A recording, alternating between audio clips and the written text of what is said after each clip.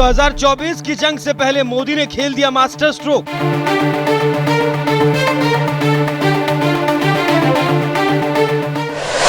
विरोधी सोचते ही रह गए, मोदी ने कर दिया बड़ा खेल।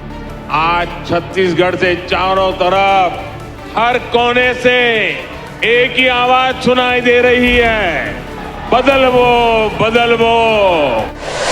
एक तीर से दो निशाना साधना चाहते हैं मोदी और शाह।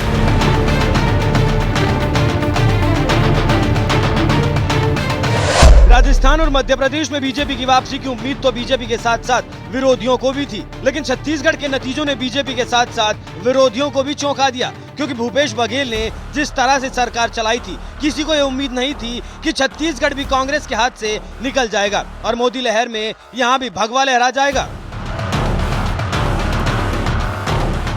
मगर ये मोदी है जिनके बारे में यूं ही नहीं कहा जाता कि मोदी है तो मुमकिन है। ये उनके चेहरे का जादुई करिश्मा ही तो है, जिसके दम पर बीजेपी ने सबसे पहले तो छत्तीसगढ़ में प्रचंड बहुमत के साथ सत्ता हासिल की और अब विष्णुदेव साय को नया मुख्यमंत्री बनाकर मोदी ने एक और मास्टर स्ट्रोक खेल दिया, जिसे 2024 के लोकसभा चुनाव से पहले मोदी का एक बड़ा फैसला माना जा रहा है।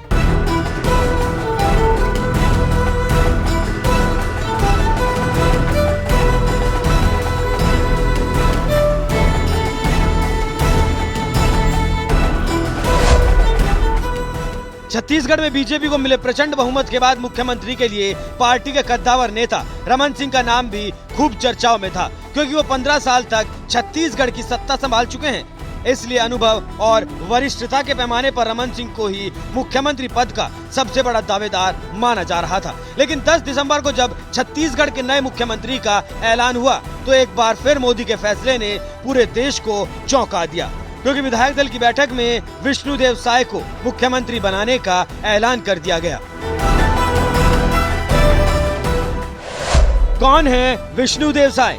मैं पूरी ईमानदारी के साथ वो सबके विश्वास में खरा उतरने का प्रयास करूंगा। मोदी की गारंटी में जो हमारी पार्टी ने छत्तीसगढ़ की जनता से वादा किया है, उसको प्रदेश के मुख्यमंत्री के नाते सरकार के माध्यम से 100% पूरा कराने का हमारा प्रयास होगा।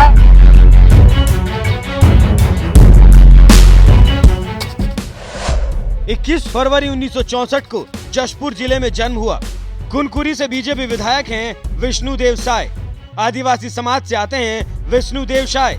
प्रदेश राजनीति में एक बड़ा आदिवासी चेहरा है। मोदी सरकार में मंत्री भी रह चुके हैं विष्णुदेव। पहले कार्यकाल में केंद्रीय इस्पात राज्य मंत्री थे।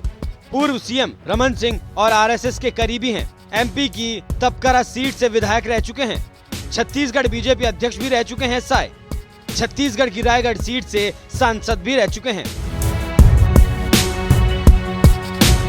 विष्णुदेव साय की इसी मजबूत प्रोफाइल की वजह से बीजेपी ने उन पर दांव खेला, तो वहीं इसकी एक बड़ी वजह 2024 का लोकसभा चुनाव भी माना जा रहा है, क्योंकि 90 सीटों वाले छत्तीसगढ़ में 29 सीटें अनुसूचित जनजाति यानी एसटी समुदाय के लिए आरक्षित थी, जिनमें से 17 सीटों पर बीजेपी ने जीत दर्ज की, जो बता रहा है कि बीजेपी पर अनुसूचित जनजाति समुदाय का भरोसा बढ़ रहा है। और ये बात पीएम मोदी भी अच्छी तरह से जानते हैं। इसीलिए 3 राज्यों में जीत के बाद पीएम मोदी ने खुद आदिवासी समुदाय का खास तौर पर आभार जताया था।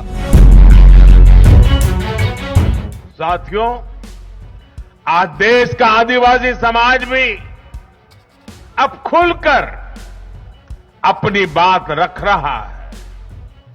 ये वो आदिवासी समाज है जो कांग्रेस की नीतियों की वजह से 7 दशक तक पीछे रहा, जिसे अवसर नहीं दिए गए। इनकी जनसंख्या आज 10 करोड़ के आसपास है। हमने गुजरात के चुनाव परिणामों में भी ये देखा है, जिस कांग्रेस ने आदिवासी समाज को कभी पूछा तक नहीं, उस आदिवासी समाज ने कांग्रेस का सफाया कर दिया। यही भावना आज हमने एमपी, छत्तीसगढ़ और राजस्थान में भी देखी है। इन राज्यों की आदिवासी अंचल की सीटों पर कांग्रेस का सुपड़ा साफ हो गया है।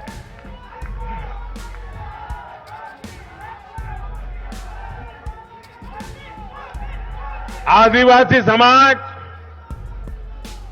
आज विकास के लिए आकांक्षी है और उन्हें भरोसा है कि इस आकांक्षा को सिर्फ और सिर्फ भाजपा सरकार ही पूरा कर सकती है।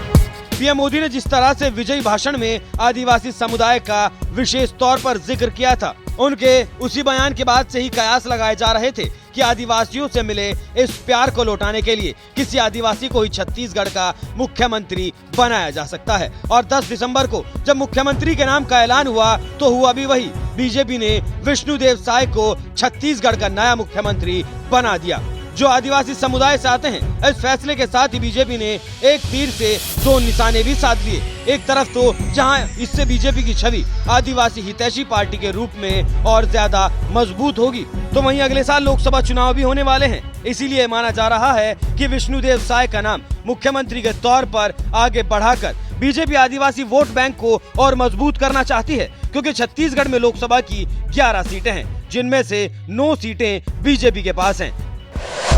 इनमें से बस्तर, कांकेर, सरगुजा और रायगढ़ आदिवासी आरक्षित सीटें हैं, जिनमें बस्तर पर जहां कांग्रेस का कब्जा है तो वहीं बाकी की 3 सीटों पर बीजेपी के सांसद हैं। ऐसे में बीजेपी किसी भी सूरत में अपने इस प्रदर्शन को खराब नहीं करना चाहेगी। वो इसे सुधार कर 24 के चुनाव में 4 की 4 सीटें अपने खाते में करना चाहेगी, क्योंकि बीजेपी आलाकमान भी ये बात जानता है कि आदिवासी चेहरे को आगे रखना उसे सिर्फ छत्तीसगढ़ ही नहीं, झारखंड, मध्य प्रदेश और कई राज्यों में फायदा पहुंचा सकता है।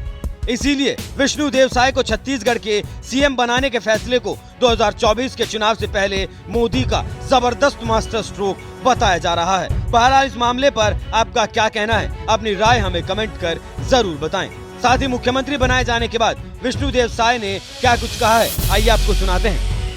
आज छत्तीसगढ़ विधानसभा का 6वां छत्तीसगढ़ विधानसभा का पहला बैठक, इसमें छत्तीसगढ़ विधानसभा का विधायक दल सर्वसम्मति से मुझे अपना नेता चुना है और इस अवसर पर मैं बहुत ही आनंदित हूं। और ऐसे अवसर में मैं सबसे पहले भारतीय जनता पार्टी का आभार व्यक्त करना चाहूंगा, जिन्होंने गांव के एक छोटे से कार्यकर्ता के ऊपर इतना बड़ा विश्वास व्यक्त किया कि आज छत्तीसगढ़ सरकार का नेतृत्व करने का अवसर दिया है। इसलिए मैं भारतीय जनता पार्टी का आभारी हूं।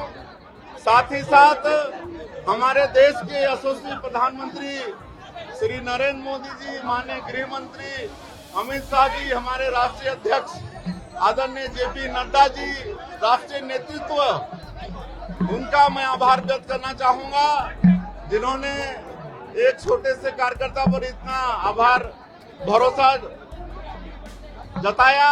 साथ ही साथ हमारे जो प्रदेश के जो प्रभारी थे और चुनाव के भी प्रभारी थे, आदरणीय ओम माथुर जी, सह प्रभारी आदरणीय मनसुख मांडविया जी, आदरणीय नितिन नवीन जी और हमारे प्रदेश के नेतृत्व, उनका सबका मैं आभारी हूं, जिन्होंने हम पर विश्वास व्यक्त किया है।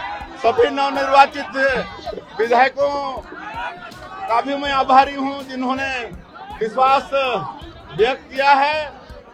मैं पूरी ईमानदारी के साथ वो सबके विश्वास में खरा उतरने का प्रयास करूंगा और मोदी की गारंटी में जो हमारी पार्टी ने छत्तीसगढ़ की जनता से वादा किया है, उसको प्रदेश के मुख्यमंत्री के नाते सरकार के माध्यम से 100% पूरा कराने का हमारा प्रयास होगा। आप सभी लोगों को बहुत बहुत धन्यवाद। पहला काम मोदी की गारंटी, उसमें 18 लाख आवास की सुविधा, पहला काम। चलिए, धन्यवाद।